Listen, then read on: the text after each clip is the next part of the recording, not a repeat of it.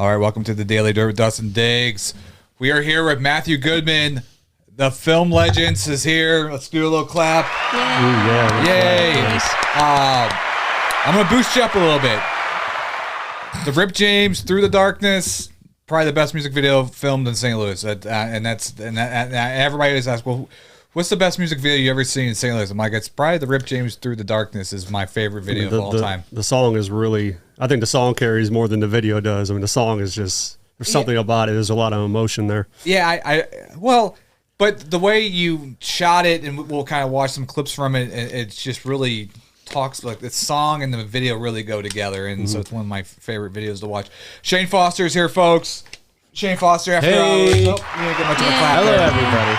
And then Shemaine Barbati is here as well. So we're just going to be talking about filmmaking and music videos and stuff. You got to get a shorter applause clip. That thing goes on for like it goes on a lot when I seconds. Applause for myself. I can't hear it because I don't have the. So when I applause for Shane, I go like this. That's it. There's one guy in the back that goes, woo! Yeah. That's it. But like I was saying, the Rip James is like one, just the way you shot it, and we'll play some clips of some of your music videos. Yeah. But what got you started with filmmaking? So my background's music. Yeah. So I was producer, engineer, and I've been doing it for 20-something years, and I owned a record label. And I say at the time it was about 2005, and there was really nobody in town that did music videos. And I had a bunch of artists that needed music videos, and it was 2005 you started? Yeah. Wow. What was the first camera you shot your first music video on? Was it Canon? Canon T5i. Okay. Or T2i. Okay. Yeah. It was the first camera I bought. And then what was the first music video that you did? Oh, Jesus. It was probably a Cold Case music video. Cold Case or Strategy. Okay. I remember the first music video I did. I used to do music videos way back in the day, and it was just, it was horrible. It was just a guy rapping in front of one thing for like the whole entire song. Yeah. Hardly any cuts, anything like that, because I had trouble with the editing, trying to sync it up, and I think that's a lot of problems with music video directors. They don't get the sync right sometimes with some of the. Well, I kind of jumped into it when it was like digital. It went digital, Yeah. So that's kind of when the syncing got a little easier. Yeah. So you start out doing. So just talk about the record label, because I didn't know that about you. So So I was a co-owner of a record label called FTI Army. Okay. I don't know if you guys heard of it or not, but we had a bunch of artists. Strategy was probably one of the bigger artists, and then Cold Case was some other artists that we worked with and that I had. And we had another artist, Not Nice, and then PZ, and then now Frodo, the Ghost, was another guy that kind of, and it kind of collapsed in on itself over time. But we had some things popping in town for a while, I would say. So, and that's kind of what really got me into doing music videos, because I started doing music videos for them, and then started doing other artists, and it just kind of, then I realized I can make money from it, and then now it's my career. Do you play the piano? Oh, a little. I saw a tattoo. A little. Yeah. Can you play any instruments? No, not really. No. Again, my background is producing engineering, mainly engineering. Okay. So mixing, mastering, stuff like that. What's like I was going to do a producers roundtable here this week on the podcast. What's some of the best programs that you started out using with mixing and mastering? I mean, I was always in Pro Tools. Pro Tools? Yeah. I mean, that was kind of where I... Yeah. And now I'm kind of breaking away from Pro Tools and been using Luna, which is Universal Audio's software. A lot of the people that have come on here that have done like engineering, they did the Nelly school. Did you go through any of the type of schooling? You just kind of taught yourself how to do it? Yeah. That's how I was with I mean, I was 15, 20 years before that, that I was doing music. Oh, okay. And then that came around, and I knew a lot of the teachers there, Yeah. A lot of them that I've worked with in the past and whatnot. Carl Napa and all those guys. Yeah, I've known Carl for years. Yeah, that was good. Yeah. Can I step in and ask a question real quick? Yeah. So you mentioned like you started back in 2005 making music videos for musicians. Like, yeah, it was probably even earlier than that, 2004, 2005. And just to say, like, I came from a background of like growing up skateboarding. So we put together skateboarding videos when I was 14, 15 years old. Right. Was that the same with the CKY? Was that the same kind of era? Yeah. Really? Around that time, yeah. So do you think the market has kind of grown? Like, is there more like videographers in St. Louis doing music videos now? Is it Is it better or worse for artists to find videographers? I mean, there's a ton. I mean, there's a ton of talented guys here that are doing stuff way cheaper than me. Right. You know, and I'm not knocking them. I mean, they're good. I mean, there's some of these guys out here that are really good. I just think that it's more of a style of like they're more of a content driven type videos than more than music videos, if that makes sense. Well, yeah, I feel like some of the videos that you do are more like story driven. Yeah. And I see a lot of people that show music videos on the podcast here, and it's them, you know, doing their music in front of their friends, in front of their neighborhood, a bunch of friends, but there's no story to it. So it's kind of like when you watch a video like we're cutting here to the Rip James video here, there's a story going on, so you kind of almost like keep watching it again and again. So yeah. And in the music videos I always after I started, I always like to do some kind of story content. Yeah, I mean, I don't like just doing like performance type videos because it's not where there's got to be some type of art to it, you know, right? And there's got to be some type of storytelling to it, right? And that's kind of where I'm at with it, right? I want it to be a storytelling, and I want every video to look different.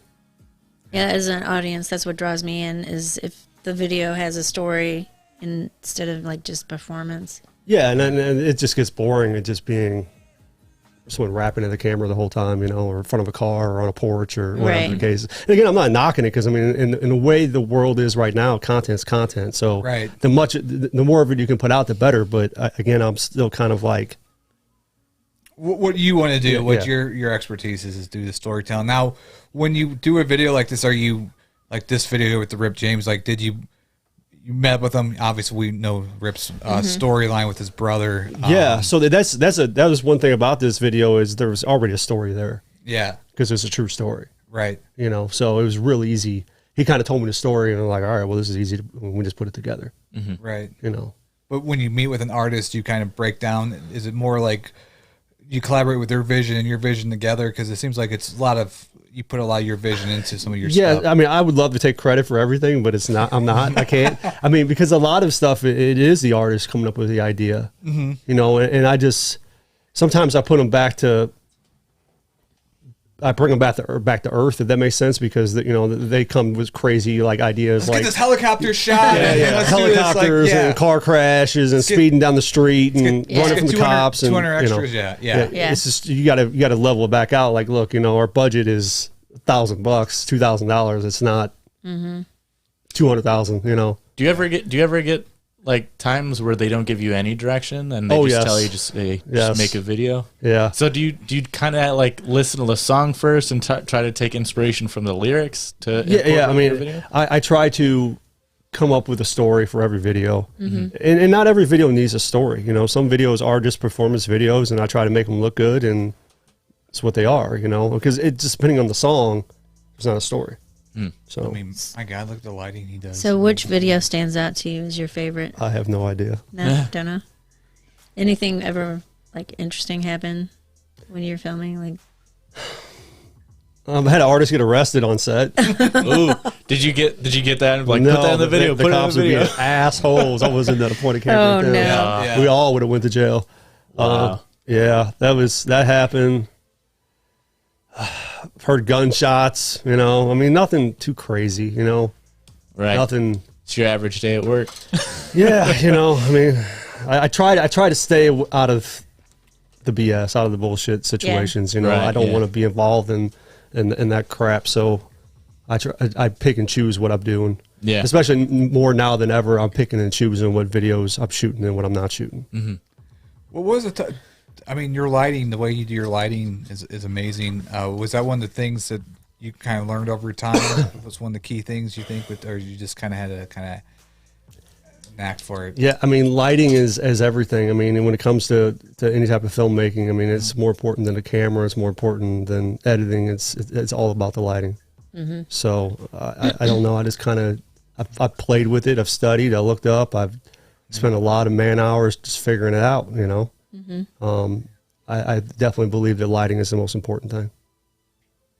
Look at these shots here, man. I know. We're on all just like looking at these. So for these shots inside there, was that a lot of natural lighting just coming in through the windows? No, I don't. You really do a lot of natural lighting. If you pay attention, a lot of videos are shot at night in the dark. Okay. I don't really like shooting videos during the day. It's so hard to control the sun because you don't know when the cloud and and the time of day. It's you know, you only got certain windows, right, to kind of get those shots. So I guess you had like lights propped up outside the windows with like diffusers. Yeah, it depends on on that one shot there with the like with the brick walls and everything you've seen where it was kind of lit up. There was a big window, like a bay window there, lighting up the whole room on that. But there is still artificial lighting in there too. Cool. Yeah, I try to stay away from the daytime videos because, like you said, it's hard to control light, and it's not. I like the dark look, the dark. Yeah. As soon as you mentioned the lighting, that's not. I mean, this is the first time I'm seeing some of your videos, but as soon as you mentioned the lighting in your videos, I did notice a lot of really cool lighting shots. Yeah. And you shoot with the red, right? I own a red. Yeah, I own 2 of them. Yeah. You own 2 of them? Yeah. Holy shit! 'Cause there's only like a handful of people that have a red in St. Louis. And well, I do a lot of corporate stuff too, so I always need a second angle. Oh, okay. What's the red model that you shoot on? What is I got the red Helium 8K. Holy shit! And then I got a red Komodo 6K. Wow, damn, dude. Do you stick with like a 35mm lens or? Man, I got all kinds of lenses. Okay, I just bought a anamorphic lens. I don't know if you know anything about anamorphic. Just explain to the audience what that is. Oh man, Like it basically shoots the image in a tall square like this, and then compresses it long ways. At the end of the day. Oh wow! And it gives you very unique. It gives you like the flares, you know, the J.J. Abrams like crazy flares, lens flare. Yeah, they give you that, and then because a lot of people will have the lens flare, but they're fake. They're not real. But this is the lens is actually doing it. Wow, those lenses are expensive. Yeah, it's pretty pricey. The lenses are probably one of the most expensive things to get. Yeah, it was a very expensive lens. Got that, and I got a whole array of lenses. I probably got about 20 grand worth of lenses. Maybe 30. And you taught yourself just by just watching things online? Just all YouTube. YouTube, yeah. And again, like I've been doing this for so long. I mean, I say 2005-ish. Yeah. But before that, I was taking pictures. I was doing skateboarding videos. So I kind of had an idea of like what things were supposed to look like. Right. Like what angle things, perspectives and whatnot. Did you look back at some of your old stuff and be like, fuck, I wish I would have did something? I wish I could go back and delete it all or redo it or or have social media. I mean, there's projects now that I have out there that I'm like, man, I wish I could redo that, Right. It is what it is, That's awesome. Here, I'm going to pull up another video here. So do you take inspiration from like specific people? Do that film reel there. This one right here? No, that's my mother. You don't want to see that. That right there. My mother passed during COVID, so I was a dedication to her. So. I'm sorry. Yeah, it's that second one down there. Oh, second one down the film reel. Yeah. So when you were getting into it, like, did you take in any inspiration from other creators or like directors or anything? It was such a weird time because like back then there wasn't anybody doing it. Yeah, I mean there was, but it was just like really getting into the digital age. It was like the DSLR age when people were really just jumping into that, So it was kind of a weird time. It wasn't like it is now where you get on YouTube and there's a million people doing it. It was just kind of like it's a handful of people. And nobody was doing music videos back then. They were doing films, so that's who I was learning from. Yeah, there's a lot to learn from just watching film, like as far as lighting goes and framing and all that stuff. So and again, it's just a lot of man hours of just really taking your time and just practicing and learning and figuring out and doing it over again and messing up. I mean, I could go through these now, some of these older clips, and be like, man, like I messed that up. I did do that right. Yeah, but that's just the perfectionism. That's how you learn, though, right? Yeah. Right. I'm never happy with any of this stuff. A lot of contrast in a lot of these shots. Are you a perfectionist? Oh yeah, yeah, to the fullest. Me too. But I've also learned that like I just gotta just let it go. That's what I learned. Because if you don't let it go, you'll spend forever. Right. For me now, I just try to get out content as much as possible and try to do the best I can with the content. But if it's bad, I'll just get good on the next one. Yeah, well, and some of the times it's out of my hands because I don't know if you guys have ever dealt with rappers before, but they can be a pain in the ass.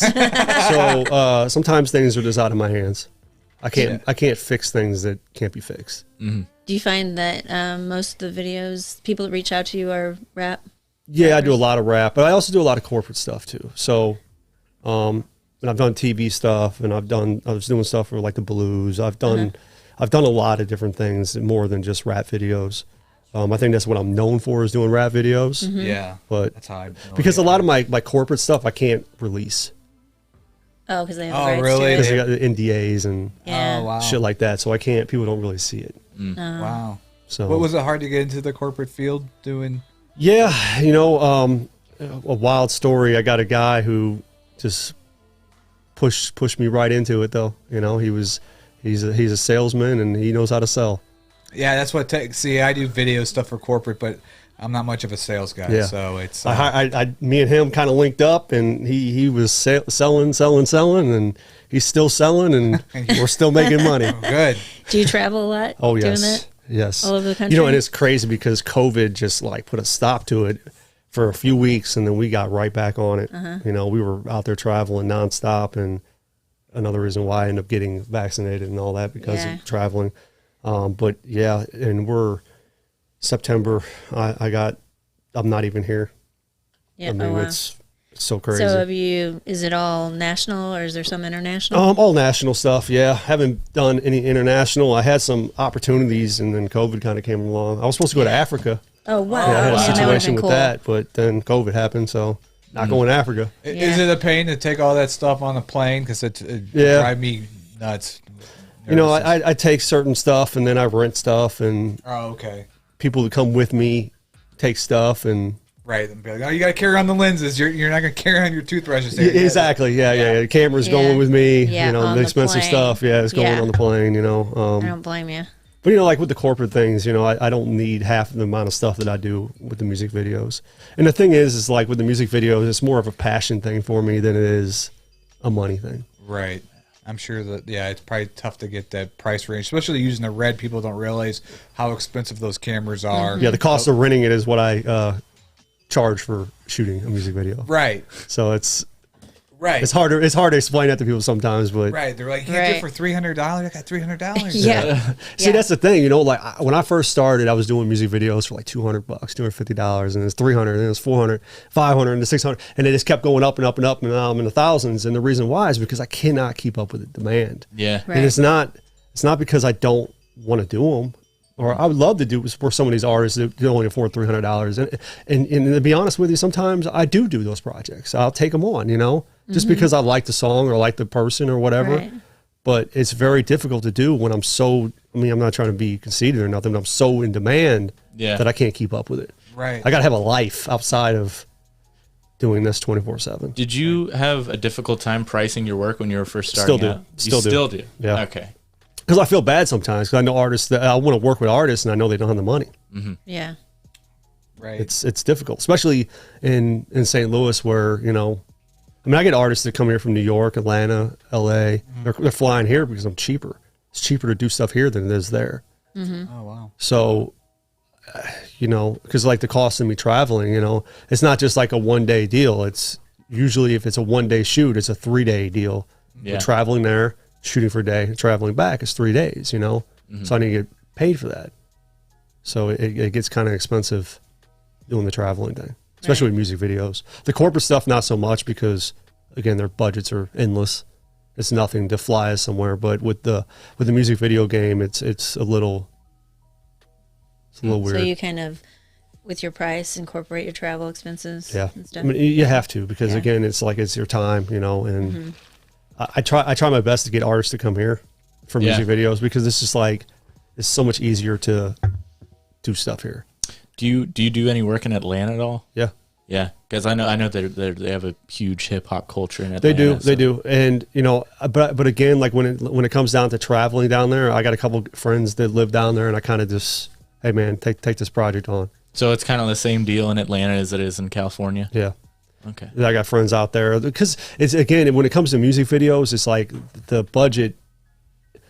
Say you're charging $2,000 for a music video. I mean, you add traveling costs in there, you're at $4,000 any way you look at it. And then let's be honest. I mean, as a rapper, $4,000 is a lot of money. Yeah. Especially somebody who's not bringing in income off of it. Doesn't have a label yet. Yeah. So it's a, not to say that like I do travel and I do music videos out of town. I just don't. It's normally when I'm traveling, it's normally corporate stuff, almost always. And you got a crew of people. Obviously, to do this is probably not just you setting all the lights up. Doing it's all me every day, every time. You do everything? Yep. Oh wow. Holy shit. Every once in a while, I'll hire somebody to tag along and help me carry stuff. Right. But it's just me. Wow. Wow, man. I would love. I mean, again, the problem is with that is like I got to charge more.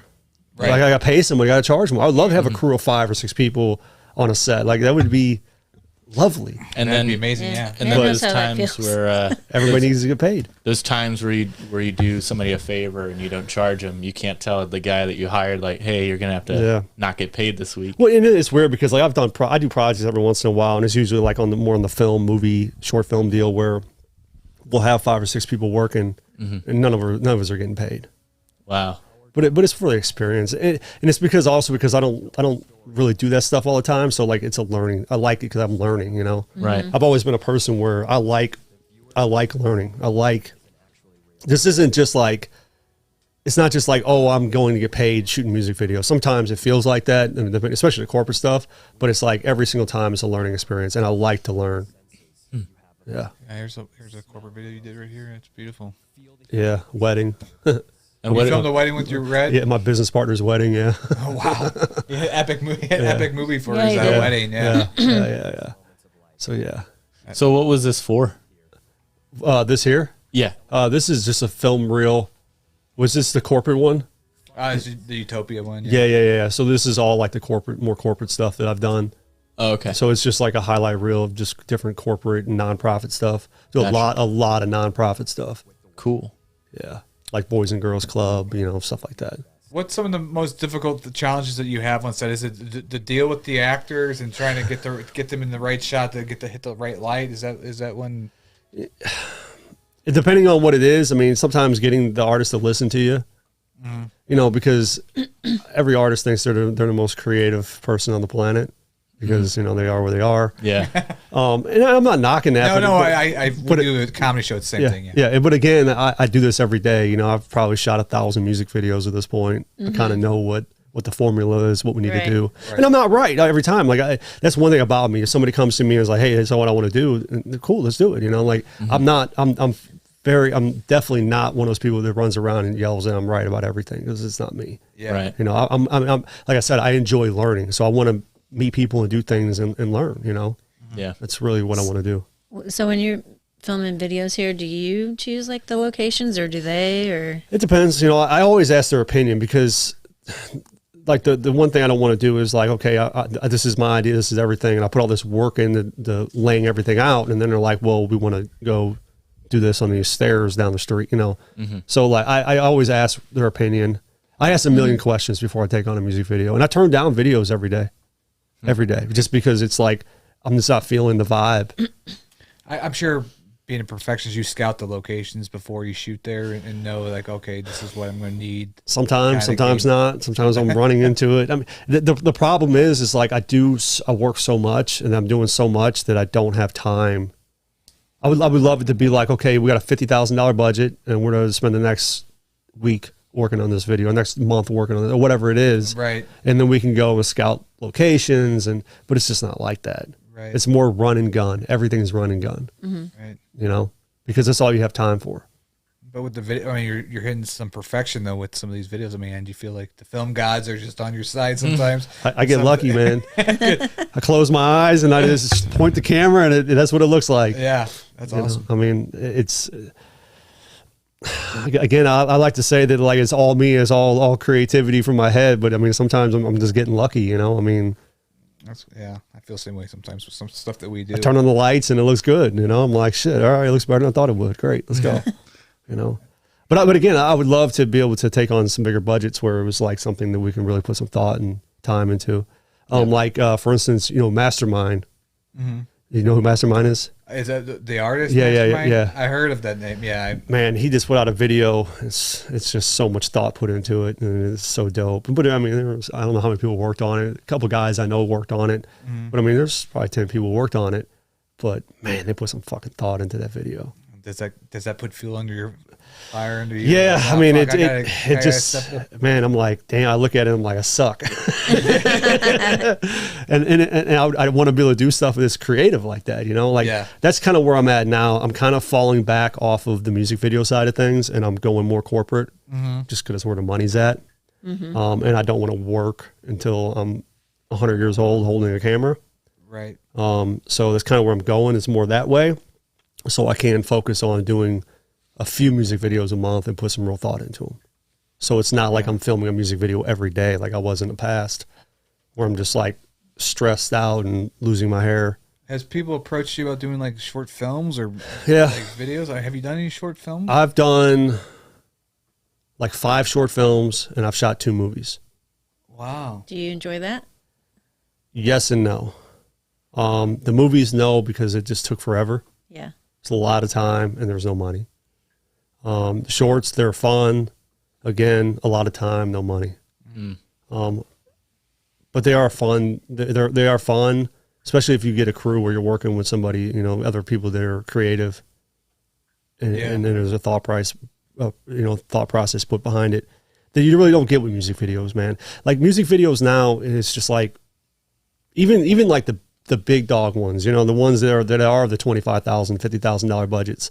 It's like you can just tell that they're not the same as what they used to be. Like for instance, we just did me and my business partner. This is actually his video, but it was for POD. You ever heard of band POD? Yeah. And they told us their first music video they ever shot was for $2 million.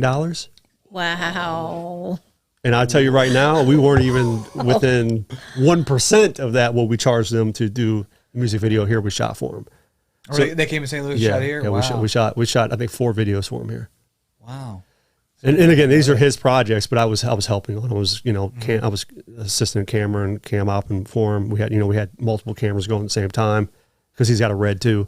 But again, it just shows you like the budgets. It's just a different world. Why do you think it is? Because MTV was big back when POD was big. And there's no money in music anymore. Yeah. I mean, it's a weird dying. It's kind of oversaturated, saturated. It's just dying. I mean, it's.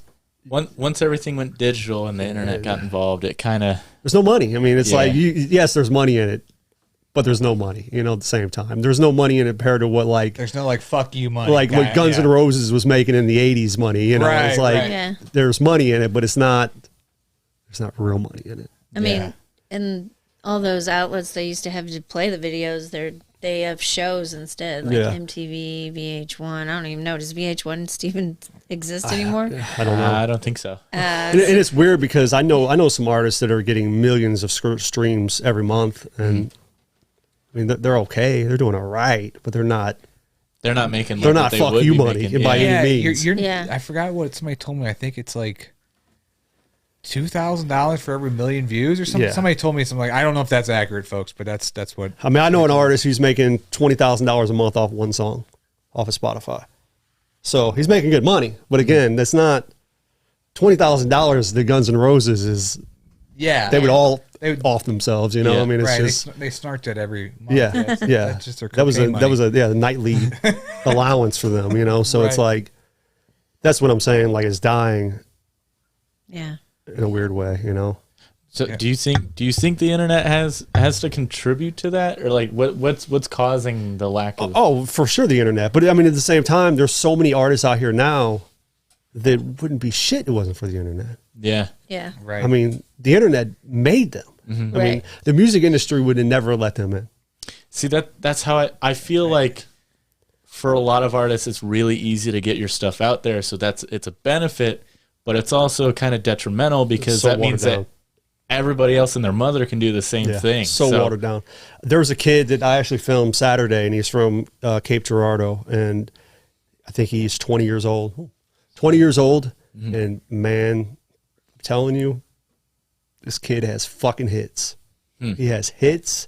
I sat there and listened to his entire album, and I've never listened to an artist's entire album.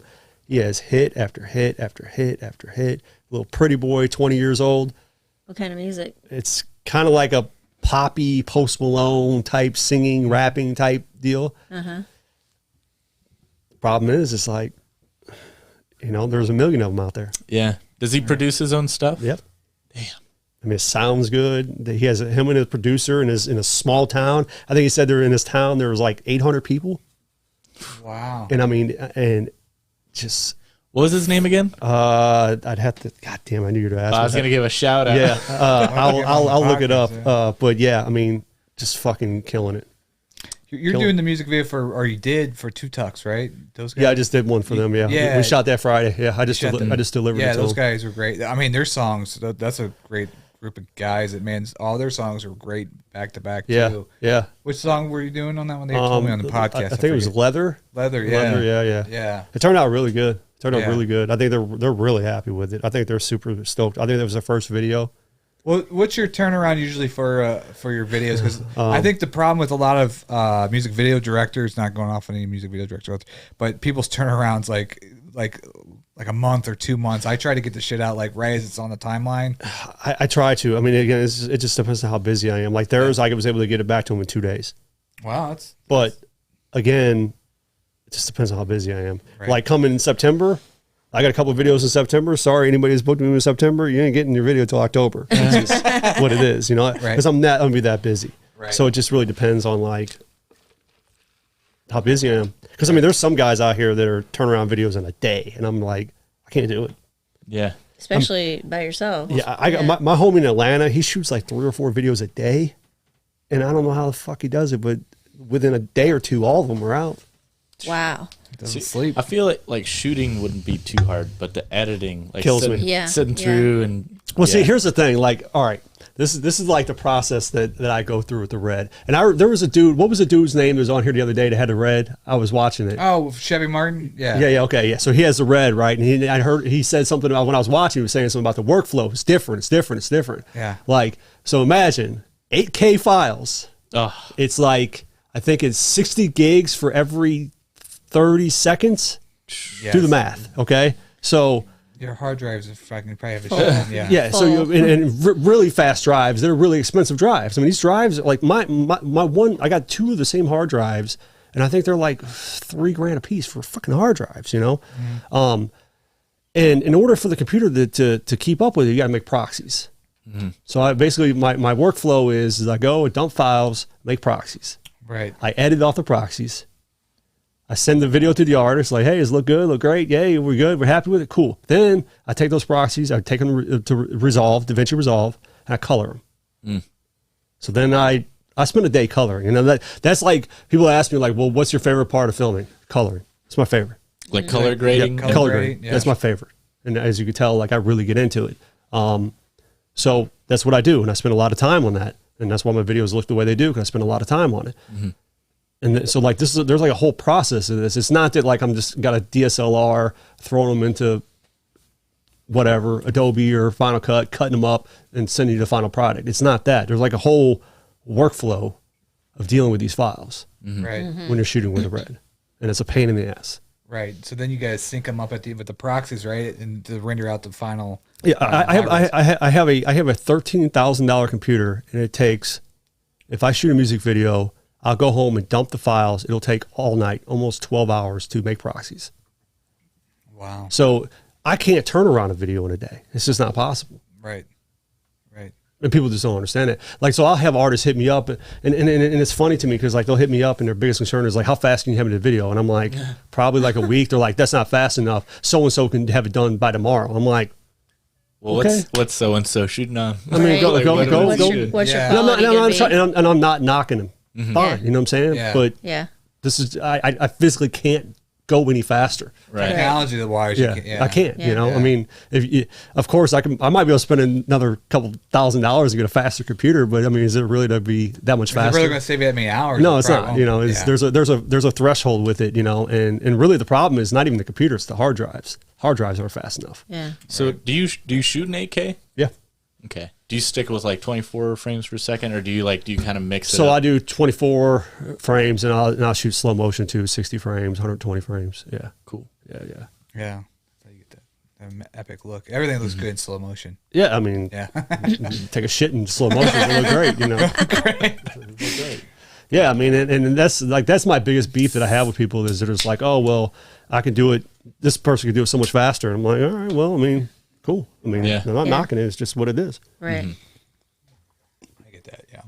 I wish I could go faster. Yeah, people don't understand. They have no concept. You just gotta yell at your computer. Yeah. Scream at it, kick it. Faster. Right. Yeah. Come on. When you do your editing process, are you? How do you work? Because a lot of times I'll work on stuff and I'll kind of work from the end of the video to the beginning on certain things. Kind of like, because you're always, for when I do my editing, I'm always trying to get that build. So I try to get the epic stuff first and kind of build to it. Yeah. So I have all the AD, HD, DD, FGs, all those things. So I work on like 7 projects at one time. Oh, you do? Okay. So I'm all over the fucking place. So do you like work a little bit on this and then take a break and go on something Like I'm else? bored with this. Or here's something I've learned like about my brain. The second that I get stumped on something, the worst thing I can do is sit there and try to force it. So I'm just immediately like, all right, next. And then I'll come back to that. And that's how I just learned like that's a process that like how my brain works. Yeah. If I just like try to force something, it just never works for me. I'm a photographer, and that's kind of how my editing workflow goes. Because I'll pick a bunch of photos that I like and that need to be edited, and I'll edit one picture for a while. But like the second you come back and look at it, you're like, I gotta go and take a break and work on something else and come back to it. I can't just sit there for like hours and hours working on one photo. And I do it. Especially when it comes to coloring. And like usually by the time I get done coloring something, I'm just like, I just spent 4 or 5 hours sitting here coloring this or whatever, or however long I spend, and I'm like, I fucking hate this. And I'm like, all right, whatever. I'm just gonna render it out. I'm gonna send it to them and see what they think because I'm not happy with it. Yeah. And then normally like a couple days later, I'll go back to it. And I'm like, damn, that looks pretty solid, you know? Yeah. And very rarely do I go back and look at it and I'm like, that's. But sometimes, I mean, listen, we all. And usually they probably love it. Yeah, You're I probably mean, your own worst critic. Yeah, I think that. I think the things that I see wrong with something, most people will never catch. I do corporate videos, and then I'm like that too. But I'm like, they're not gonna. It's like I'll send them something like, oh, they're gonna say something about this being like out of focus for a second, but they don't know any of that shit. Corporate are the worst. Yeah, they don't know. They're gonna pick out something that doesn't even matter. Doesn't even do anything technical. Yeah. It's like, man, I can tell you some corporate stories. Ooh. Yeah, I would do talking heads, like the corporate people, they would come back and then they would want me to edit something. I'm like, well, you didn't say it. Like, you know, it would be something, their mistake of like, their own insecurities would come through of what I was filming. And, I've had some stuff like, oh, we don't like, there's a spot on the wall behind them that, you know, or a fly on the wall behind them that just doesn't fly. The worst thing I ever did is I'm not throwing names out there, but it was a campaign video, and one of the guys was walking down the street, and then there was a girl walking behind him, and I'm talking a block down the road, like barely see her, and they're like, well, we can see her behind, so we don't want to use that. We need to go refilm it. Wow. Oh my God. but they're going to pay you though, right? So you're like, yeah, they end up paying us more to do it, but the point is like the project was done. Right. And I mean, it was literally like, we're delivering the final product to you, and then that comes up. Wow. There's just so much red tape and just like, there's just too many damn opinions in the room. Like I've worked on TV shows and stuff where there's 5 producers in the room, and it's just like, they argue over the dumbest shit. They go back and forth and bicker about the dumbest shit. You're just like, come on, man. Like, really stop. So they have like a board meeting and watch your video and like, okay, guys, what's wrong with it? Like, is that basically how it goes? well, then when you get in that situation, Like there's always a guy that, for the sake of saying something, feels like he has to say something. So that's always that guy. Yeah, exactly. I just gotta validate my paycheck for being here. Right. There's always that guy. Yeah. Doesn't know shit, but he's there to validate his. This is the reason why I don't work in corporate. This is the reason why I don't have a day job. You know, I just couldn't do it. Yeah. I feel sorry for anybody who works in corporate. Yeah. Good luck. Those committee kind of groups, when we had committee stuff, it's just, you wonder how shit gets done with when you have a committee. This is my favorite saying. We're to have a meeting about having a meeting. Oh, yeah. I used to say that all the time, too. A That's meeting how about having a casino meeting. business is. I worked for the city of Merrill Heights doing their videos, and then they would have meetings about having meetings. And Oh then, my like God. the meetings, it would be all day meetings, and you'd hardly get a chance to work on anything because there'd be a meeting every day. Yeah. And like I said, I told you, me and my business partner, we kind of, he deals with that shit.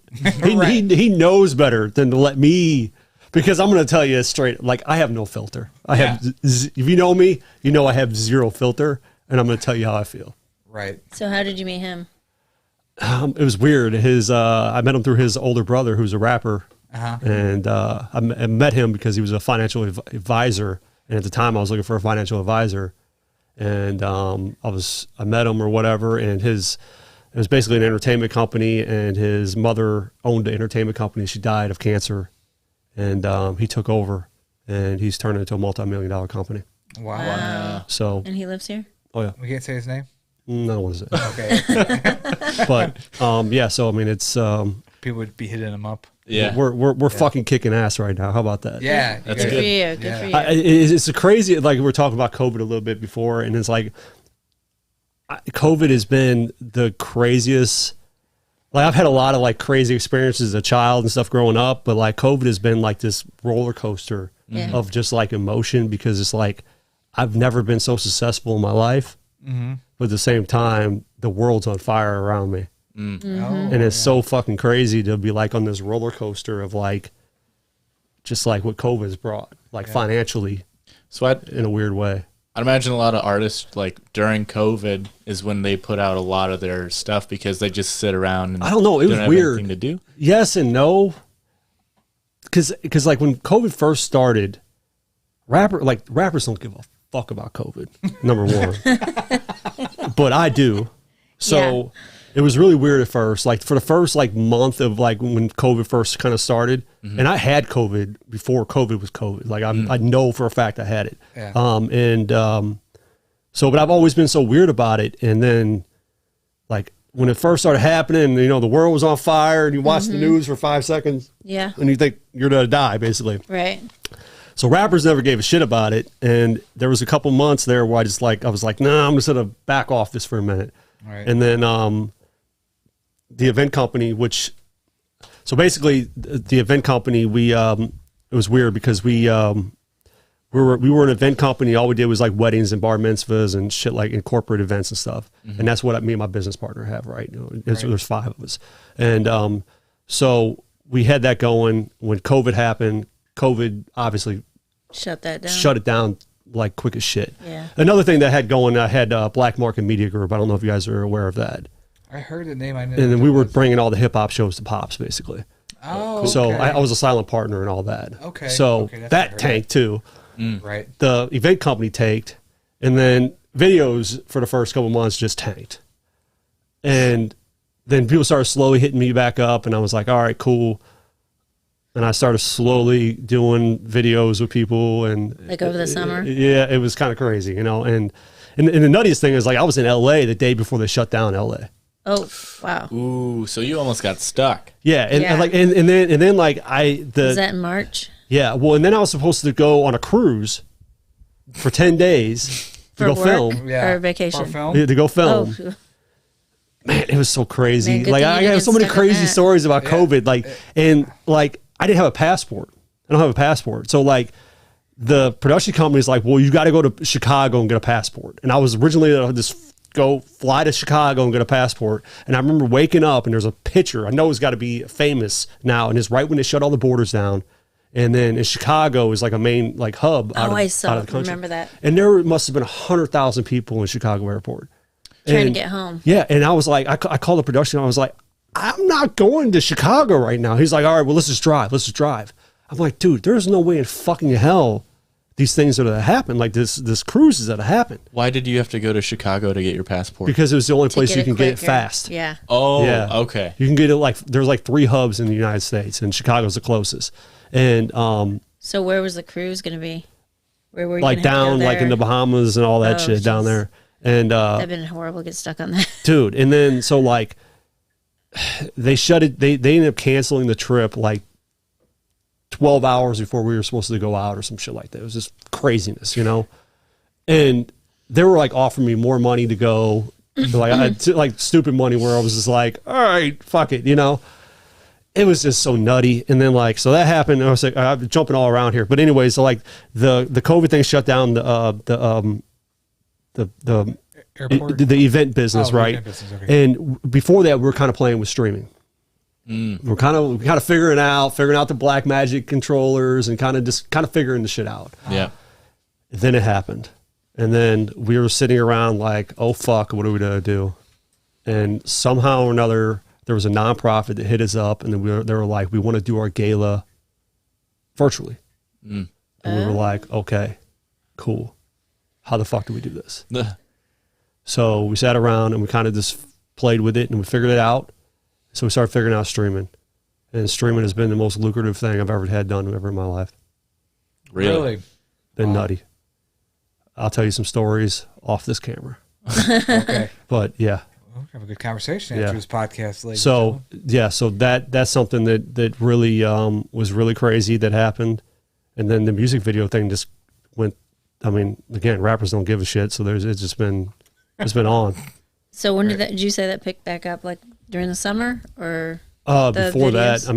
that, it was April. Really? Yeah. Wow, because we were still kind of locked down in April. Yeah, I mean, I was locked down for about a month and it was just on.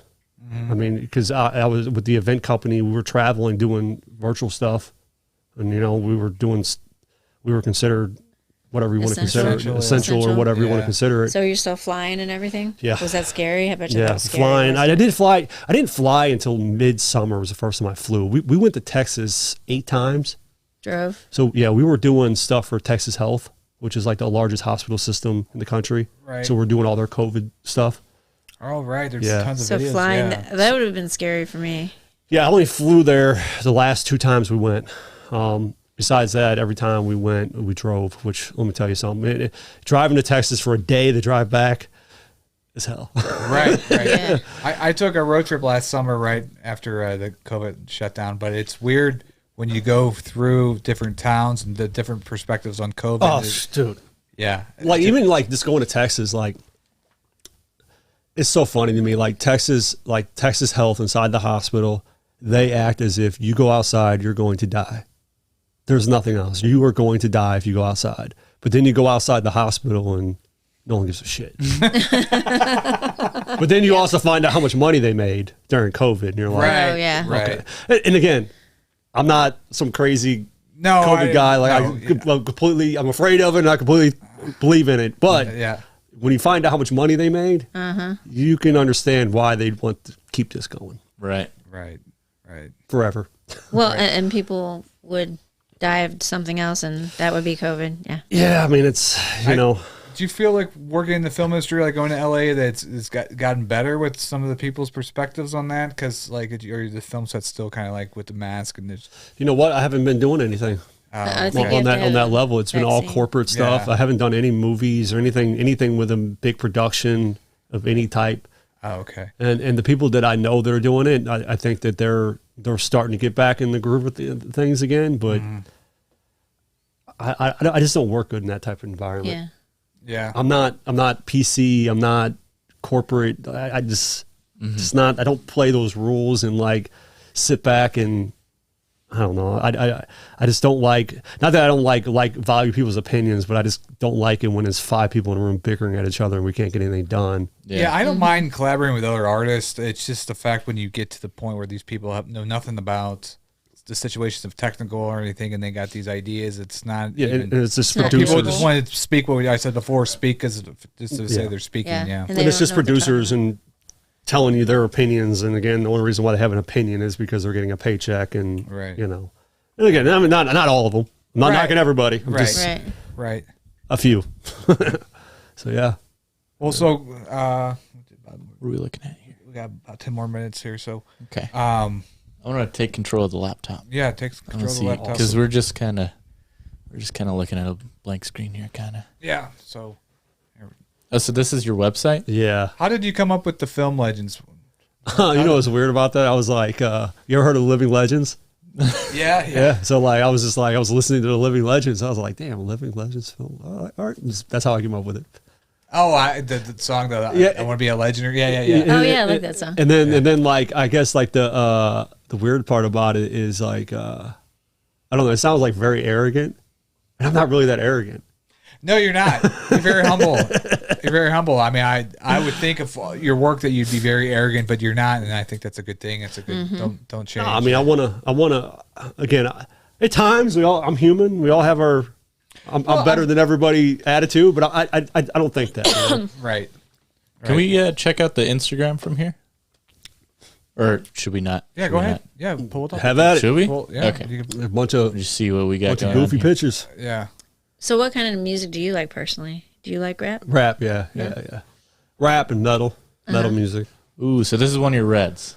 Yeah, that's the This helium. is the one that he was talking about earlier. Yeah, I have a Dragon 5K. Oh, nice. But those fucking card was $1,800 for that fucking red Yeah. card you see right You there. still got it? I still got it. Yeah, Yeah, nice. yeah. You definitely will smoke me on anything on that. Hey, you know what though? That dragon sensor in there is my favorite sensor Red's ever made. Yeah, I don't care. To me, that sensor looks better than all this shit. yeah. You probably could teach me a lot of things. I should probably come watch you. I watch you really work. look. There's me. Right here. Oh yeah, put that out there like that. Huh? My bowl haircut. Well, you pointed it out. I just put it on full screen. I'm goofy as shit. But yeah, so yeah, I love that dragon sensor. Is by far my favorite because I had the Scarlet W as my first red ever. Oh, owned. that was the first one. And I still love that image. That image is just beautiful. It's a beautiful camera, but it sucks. Any little piece, like I got one of those top handle things you hold on here, folks. Yeah. And it was, I think that was like $200, and all it is a piece of metal. It's just a piece of metal that holds the camera. It's $200. Yeah, that's how Red does it. Yeah. So They're not even an expensive camera. I mean, they are, but yeah. there's more. There's more expensive. Yeah. So yeah, this is my this is what I'm proud of here. Is my Oh, what are we looking Go at? to his glass. This? my lenses from the I see '60s. 100mm. Wow, they're from the 60s. Yeah, well, '60s, '70s. And you shoot stuff with that all the time. Yeah, they're Canon FD lenses converted to EF mount. Oh wow. Yeah, it cost me $1,000 to make. Anybody wants some? Let me know. Wait, so what is this? Wow. What does this go on? Like, They're just old. They're old like film camera lenses. right? But like, did you use this on a DSLR, a Canon DSLR? I used them on the Red. Really? Oh, Yeah. Converted, Oh them, wow. converted them to the Red. Oh, so the Reds takes the Canon's EF mounts. It takes the EF mount so you can get. Yeah, I got a PL mount now because of my anamorphic. So this Yeah. is a new road I'm going down here. But you can you switch that out, right? You can switch. I the just switch them mounts. back and forth. Yeah, Yeah. yeah. That's what the good thing about it. I don't know. Oh, yeah, I don't know if some behind the scenes crap that I did. so. This is just like B-roll footage. Yeah, kinda me stuff running around behind the sweating to scenes. death. It's really hot that. Oh, so this was this part of that one video we were watching earlier? No, this was for her name's Erica Reed. She's a gospel artist. Mm. She signed to RCA Records. Do you do a lot of freehand, or gimbal? Everything. I mean, almost everything's freehand. I bought the Komodo just on the fact of being able to put it on a stabilizer. It's really the only reason why I bought it. I've been using it, but I do mostly everything handheld. Man. How do you get your drone shots? Do you have a drone as well? Yeah, I got a drone. okay. Yeah. I've been doing almost everything handheld. That's amazing. I've held his camera before, and I Oh, don't know how you it's do a it. heavy- Well, that red's I heavy. can't Yeah, hold it's it heavy, still. Yeah. It's hard to get a stabilizer. It's really for it. hard to hold still. There's only certain ones that So fit it. yeah. props to you. That's the thing. A lot of people are like, and I don't really like the stabilized look or like I don't know. It's too. Like the chicken head Yeah, thing? two or Well, just just my, eyes. my thing is, I notice when people get on a stabilizer, like that's all they do is these swiping shots, and sometimes we're filming like a scene. I'm like, no, just keep the camera steady on the subject. It's about the subject and their acting right here. Yeah, so- yeah. Well, that's another thing. It's like they put it on a stabilizer and they never take it off. It's like it just lives on a stabilizer and it's just like it's ugly. yeah, yeah. It's just See, maybe him could, yeah. ugly. Do you implement like sliders or like different camera techniques? Yeah, I mean, or I just- got jibs and sliders and stuff, and just depending on the problem is like carrying them around on set. I was saying that I got a warehouse, and in my warehouse, we got like a 15-foot jib there and sliders and all that crap there, just so I don't have to move them around. Do you do a lot of shoots there? Yeah, because it's just like sets set up everywhere, and then like we have a 30-foot white wall and a 30-foot black wall, Damn. Where's that and at? it's in Maryland Heights. Yeah. Oh, Yeah, cool. and it's a private setup. Like I would love to get into the situation where we're like renting it out to people to use and stuff, but We work with Soulful Illusion Studios, which I'm going to show you after this podcast. But It's a kind of a cool thing because you get money for people renting it out, but then when people rent like your equipment, do you ever have people want to rent your equipment? Because I don't rent my equipment out anymore because every time shit gets fucked up because it's not theirs. Every time.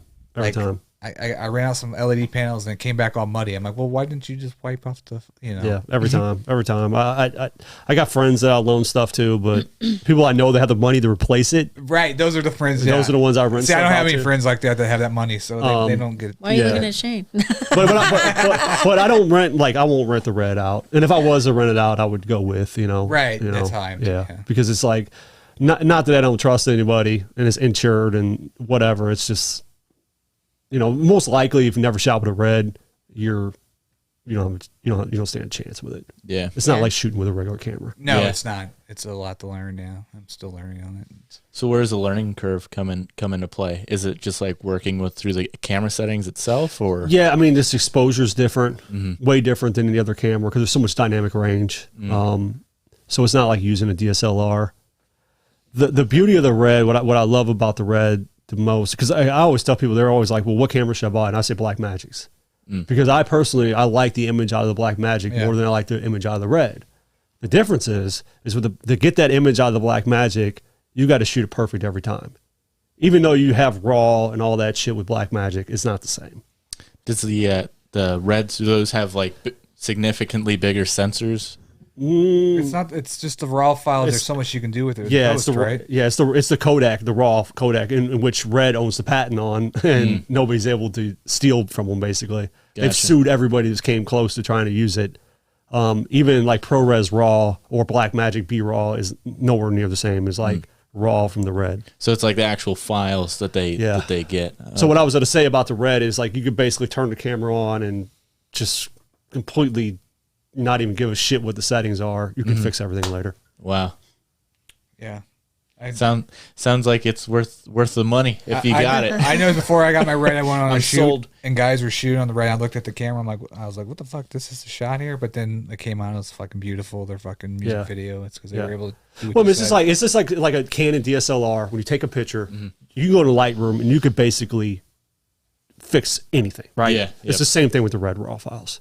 They're like that. Yeah. You know, unlike most cameras, you cannot fix shit. You get what you get. And that's where a lot of people, there's a lot of like, especially now because video is getting so popular, you're seeing a lot of photographers trying to go over the video and they just can't wrap their head around not being able to fix it in post. I'm probably going to be one of those guys in the future. I've been doing photography for maybe a year, but I'm thinking about maybe making the switch and doing a little bit more video in the future too. I'm telling you right now, there's a lot of money to be made in it. I'm excited. But you know, it's just like anything else, man. You gotta have a business mind, and it's not. It takes work. I mean, it's real work. You're running a real business. It's not.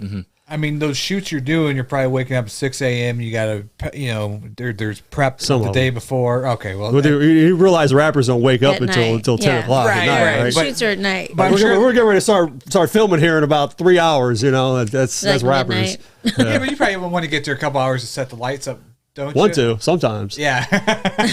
Does it happen? No. So your shoots are starting at like 10 o'clock at night. Again, I'm trying to get out of that world. Like I don't want that world no more. You know, like I said, I'm 40 years old, believe it or not, or damn near 40. I'm 37, and I just don't. My back hurts, and I'm not trying to do this for the rest of my fucking life. You know, trying to figure out what the next goal is. Like I love film. Like I always love it. Just like I always love music, but at the same time, it's turned into a job. This is what I do full time. I do it 24 hours a day, and I don't want to do it forever. Do you mentor people? Do you have like an apprentice or anything? Yeah, you know, it's weird, man, because like. I always feel weird about going down that route because it's like, it's hard to find someone with dedication. It's hard to find somebody in this town, who really wants to learn. And I got guys that are out here making real money, like really doing this and like paying for food and housing and all that, doing this, that come to me and ask me questions. And if and they all know that, you know, if they ever have any questions, I'm here for them to do whatever I can to help them. You know what I mean? Right. I'm not greedy about it. I just, as far as like mentoring, like I get hit up all the time. If you ever need help, man, just hit me up, And I'm like, yeah, it's cool. But like, I kind of just been down that route with people, and it's just like, it always turns turns against me in the wrong way. Yeah. I get that too. People want to come over and learn to edit, and so then they come and I start trying to teach them, but then they act like they know it already. I'm like, well, why? It's kind of like you kind of get that kind of attitude. And I've had a lot of situations where they'll like just run off and go do their own thing. Right. Think they figured it out and bye. Yeah. Which is cool. Like I want people to make money. Like I'm not being greedy by any means. Like there's a bunch of guys in this town. There's a handful of guys, like 4 or 5 of them that I really think that, I mean, realistically, I'm no better than them. I might have a better camera. I might have more experience. I might be a little bit better at business or whatever the case is. But like, I don't really feel that like I have a one up on them by any means. And I think they could easily surpass me. Not that I'm even the top dog, because I'm not. I mean, there's some guys in the city that are fucking killing it when it comes to numbers and. Oh, with numbers, yeah, but content. I mean, story quality, man. I don't know. I feel like you're the best. So listen, I mean, there's some guys out here that I